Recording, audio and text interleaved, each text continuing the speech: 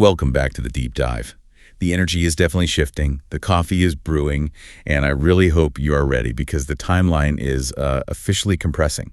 Today's Thursday, February 19th, 2026. We are firmly in the single digits now. We are. Exactly 9 days. The main Netflix show, Famous Singers Need a Hit Song, it officially kicks off on February 28, 2026. The waiting game is almost over. And you can feel it, can't you? The whole atmosphere in the industry is changing.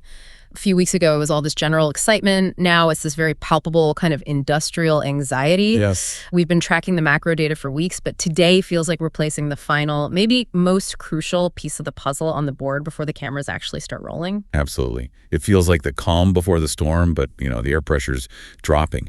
So before we get swept away, we need to ground ourselves. For anyone just joining, or if you've been with us but your head is spinning from all the data, give us the quick flyover. What have we covered so far in our stack? Right.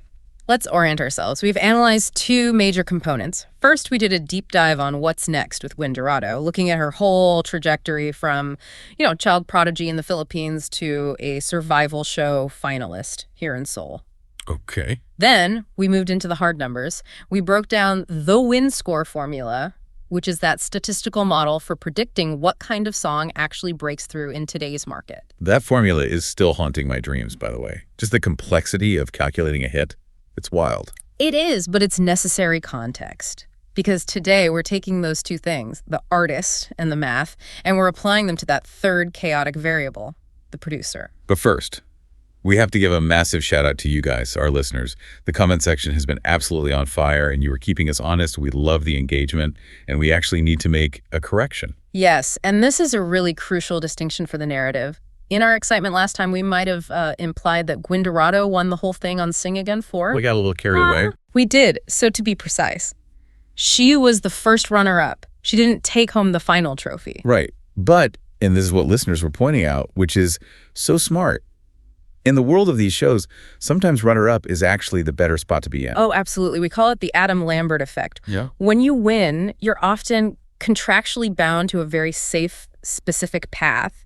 You have the winner title, which is heavy. You're representing the show's brand. Exactly. When you're the runner-up, you keep all the fandom, all the momentum, but you often have so much more creative flexibility to take risks. So in her case, that status felt like a victory because of the sheer impact she had. She didn't have to get locked into the so-called winner's curse. Precisely. And speaking of impact, we should also set the baseline for her viral hits before we get into the new stuff, because she isn't coming into this Netflix show as a blank slate. Not at all. She has a digital footprint that proves her songwriter DNA. You have to look at her Philippine hits, specifically To the Law and Why Do We Love. And Why Do We Love is the key data point there. It didn't just do well, it topped the Spotify viral charts in the Philippines. That matters. Why does that matter for a Korean show, though? Because it proves she has what we call streaming-friendly emotion. Streaming-friendly emotion. Okay, break that down for me. Yeah, there's stage emotion, right? Big, loud, theatrical, made for a live audience. Then there's streaming emotion, which is way more intimate. It's the vibe people want in their headphones on a subway commute. It proves she has that repeat listen quality. Which brings us to the scores, the industrial proof. Because we could talk about vibes all day, but the numbers from the Sing Again 4 finale are just, they're startling. They're statistical anomalies. Seriously, we have to remind everyone, for her performance of Light Up, she received a 798 from Judge Kim Do-hoon. Which is already crazy. But then she got a 799 out of 800 from Groovy Room. 799. I still can't get over that. That is 1 point away from perfection. And think about who that's coming from. Groovy Room is the cutting edge of Korean hip-hop and R&B. They are technically rigorous. That score is what we call proof of concept. It's the industry saying, yes, she can deliver a hit song under maximum pressure. She has the engine. So the question for this Netflix show is, who is going to build the car? Exactly. And that is the perfect transition to today's main event. We are zooming in on one of the 4 confirmed producers. We are talking about a legend. We are talking about Kim Jong-wan. The poet of Korean rock. Yes, Kim Jong-wan of the band Nell. And just for clarity for everyone listening, that's Nell, pronounced like the word bell, but with an N, Nell. And Kim Jong-wan is Kim Jong-wan. This is such a fascinating choice for the lineup. I mean, usually these shows stack the deck with pop hitmakers, trendy R&B producers. Kim Jong-wan, he occupies a total different space. He really does, so let's unpack him. If I'm a listener who only knows K-pop through the big, shiny idol groups, who is Kim Jong-wan. What's his musical identity?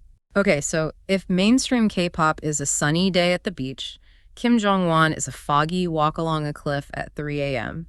He is the master of modern rock and specifically emotional sadness. Emotional sadness. That sounds heavy. It is, but it's a beautiful kind of heavy. The key words you see with his sound are things like gloomy, psychedelic, desolate, and darkness, but don't mistake that for aggression. Right. His style isn't about rock loudness. He's not screaming at you. So it's not about volume, not smashing guitars. No, it is all about atmosphere and emotional architecture.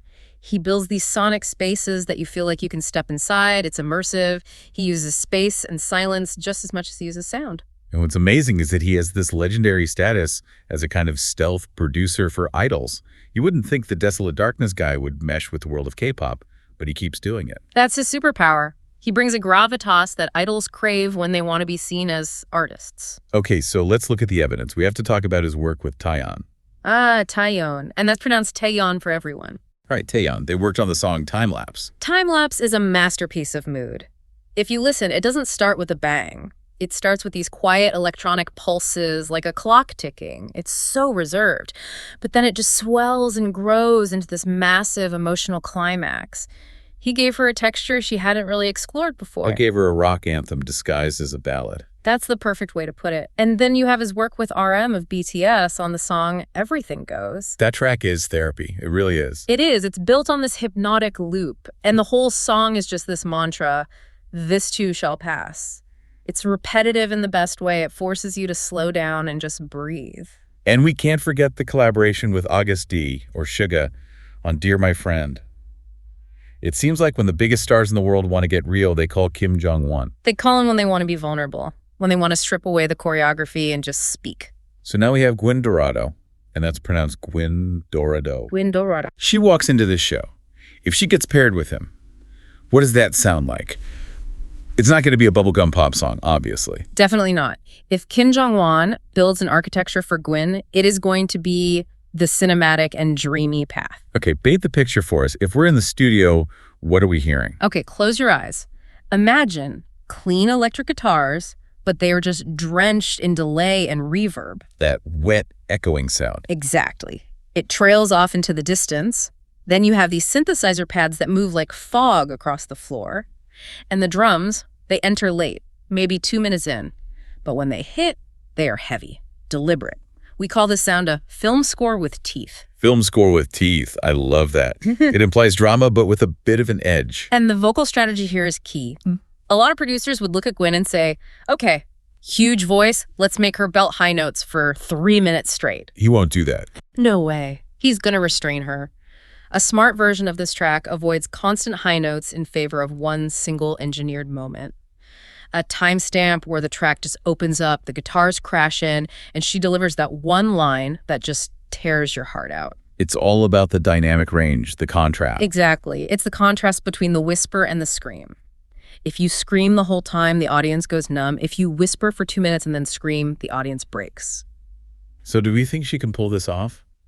Because this modern rock vibe, it's tricky. It requires so much control. We have clues. We always have clues in the stack. Her past performances, the synergy is there. I'm immediately thinking of her cover of Coldplay's Fix You. That is the smoking gun. Fix You is the archetype of this style. It starts quiet with just an organ, and it ends with a whole stadium chanting. She navigated that slow build perfectly. She proves she has the patience for it. And what about her cover of Tomboy by Usiko? That was a massive signal. Hugot is the definition of Korean indie cool. By covering that, she showed she's comfortable inside alt-rock posture. She doesn't just have to be a pop diva. She can be gritty. Okay, but to play devil's advocate, what about the big climax? Can she deliver that power when he finally unleashes the drums? 2 words, Whitney Houston. Her cover of I Have Nothing proved that when the arrangement demands that climactic moment, she has the horsepower. She can cut through a wall of sound. So we have the producer, the artist, the blueprint. But why? Why does this matter? Why go this route instead of, a guaranteed pop banger? This is where we connect it to her career. If Gwyn works with Kim Jong-wan, they aren't trying to make a viral dance challenge. They're trying to produce the prestige hit. The prestige hit. Okay, define that. How's that different from a viral hit? A viral hit, what we call a velocity hit, burns bright and fast. It's for TikTok. A prestige hit frames Gwyn not as a contestant, but as an artist, with a capital A. It gives her a catalog. Utilizes that deep emotion she has. You're talking about that concept of Han. Yes, Han. That very Korean idea of deep sorrow and resilience. But she's Filipina. Does that translate? It translates perfectly because of the Filipino concept of Hugot. Hugot, right, pronounced Hugot. Exactly. It literally means to pull out. It's about pulling those deep, painful emotions out of yourself and into art. It's the spiritual cousin of Han. That is a fascinating connection. So you have Korean Han meeting Filipino Hugot. And Gwyn has shown she understands this. Look at her covers of Rebirth, that's pronounced Hwanseng and Hije. Those are classics of the Korean ballad discipline. She knows how to convey that deep sorrow. Kim Jong-wan would take that Hugot and wrap it in this expensive modern production. So the goal isn't to be #1 on TikTok for a week. No. The goal is a track that ages gracefully, a song that feels permanent. We call it OST adjacent. You know those K-drama songs that play during the sad scenes, and 10 years later, people still listen to them for that feeling? Catharsis on demand. Precisely. That is what Kim Jong-wan offers her. A song that becomes a classic, not just a trend.